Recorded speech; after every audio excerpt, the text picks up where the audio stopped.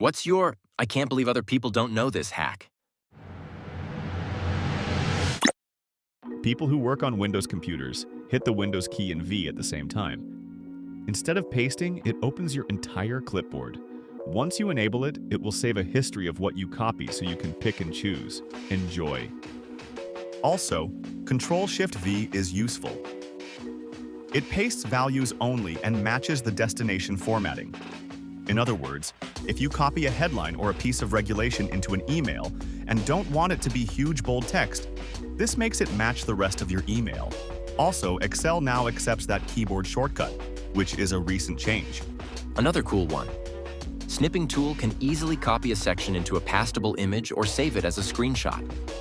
Press Windows key plus Shift plus S to open the snipping tool. Choose the snip mode, rectangle, freeform, window, or full screen. Then select the area you want to capture.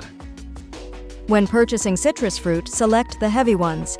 They are more likely to be fresh and juicy than the lighter ones, assuming the same variety and similar size. Dental tablets, like the ones that dissolve to clean dentures, clean out water bottles incredibly well. They're super lightweight to carry while camping, hiking, or traveling too. I put all my friends onto this hack. Instead of hitting backspace 10 times when you misspell a word and want to retype it, hold Control. When you backspace with Control, it deletes the whole word at once. If your brown sugar gets hard and unusable, seal it in a Ziploc bag overnight with a slice of apple or bread. The sugar will absorb the moisture from the slice and be as good as new. Having 2 checking accounts, one for bills, one for spending. Total your monthly bills and divide by how many paychecks you get in a month. That amount, plus a little extra, goes into the bills account. The rest is for saving or spending and goes to the other account. Never keep the debit card for the bills account with you. That money is not for fun times. Now you'll always have the money for your bills and can pay them right away. A wet latex glove in circling motions extracts all the pet hair embedded in your couch's upholstery into neat little balls you can collect easily. Edit, thanks for the input, but a bare hand causes friction burn or gets tired from rubbing. A latex glove is better, though not as fast as a lightly wet glove. I just keep a bowl with water nearby to re-dip my hand now and then. Hydrogen peroxide cleans blood off all fabrics. No, it doesn't bleach the fabric. Yes, it's nearly instant and totally effective. No scrubbing. Just saturate, wait a few minutes, and rinse. Repeat a few times if the blood is old. It always works. Open jars with your left hand. The direction of turn to open and your thumb position are the trick.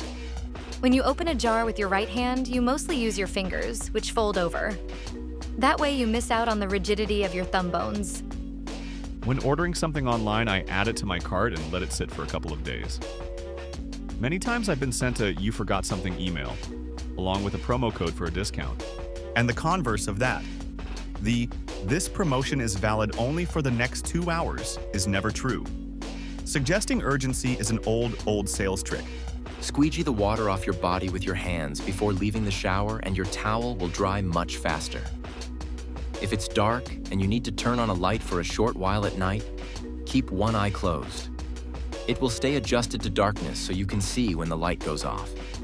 Apparently this was a WW2 pilot trick for night explosions. Edit. Yes, thank you. You could also use a nightlight. You're all very clever. Well done. Not really a hack, but library branches often have digital libraries where you can watch recent movies and TV shows for free at home or anywhere. Access will vary from one branch to another. Sometimes it's via a specific website or app unique to the branch. Some work with Hoopla, offering the same access. Note, you may need an active library card to access the digital library. Judging by how many people pull up on my bumper at every light, a lot of folks don't seem to know this. You should stop at a point where you can still see the bottom of the tires of the car in front of you. That space gives you room to pull into another lane and get out if needed. Traffic can stop dead from an accident, a train, or other issues. Always leave yourself an exit. Politely asking for things works really well. People just seem to assume or default to terrible service or the inability for things to happen for them. If you approach it nicely with respect and ask for what you want, many times it's not that big of a deal to get it done. I've gotten VIP upgrades for concerts, free food, complimentary airport lounge passes, reservations at hard-to-get places, and bill concessions. It's amazing how rudely most people in a forward-facing role are treated. If you approach them and treat them with dignity and respect, often they will happily extend a courtesy to you. They are people. And if they're the right person, they can often bend the rules in a way you wouldn't have ever gotten had you not asked first. This also works with friends, family, partners, etc. As a dental hygienist, anything is better than nothing. You do not have to brush and floss at the same time. Just at some point during the day is preferred. Don't like string floss? Try the picks. Keep them in the shower, car, nightstand, or on the couch. Don't like floss at all? Try a water pick. The brand is Waterpik. They make water flossers. I recommend them because they have research to back them. Handheld models are good for travel. If rechargeable, take them into the shower. Just fill the tank twice. I prefer models that sit on the counter because they have better pressure control and a larger tank. Just fill once. Other options include toothpicks, proxy brushes, soft picks, and rubber tip stimulators. Anything to disrupt plaque and stimulate the gums. Anything is always better than nothing. A basic brush is better than no brush. Flossing once a week is better than none. Always do the best you can. Learn all shortcut keys to become efficient at any programs you may be using. Music production, Photoshop, video editing software, Blender, programming, etc. All you gotta do is find them in the manual of the programs, or Google, YouTube them. Chemical hot packs, like Hot Hands hand warmers or thermacare patches, are rated for a specific number of hours of heat. Hand warmers give 10, and larger thermacare patches 16. These packs work by a chemical reaction with oxygen.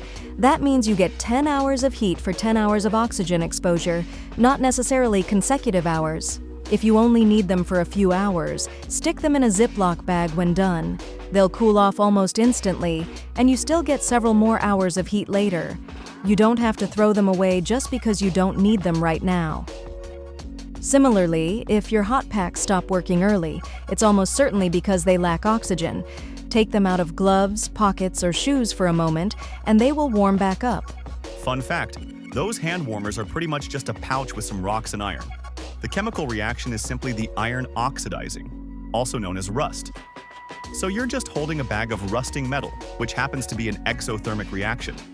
And that's how you get heat. Because of this fact, they're not actually that bad for the environment. The housing of the minerals isn't great, and the plastic bag is not ideal. But the stuff inside won't pollute the planet worse than other things. Please don't dump the contents on the ground, but I was surprised to learn the magic heating thingy is relatively benign. I always assumed products like that had wacky and dangerous chemicals, instead of just iron particles and charcoal.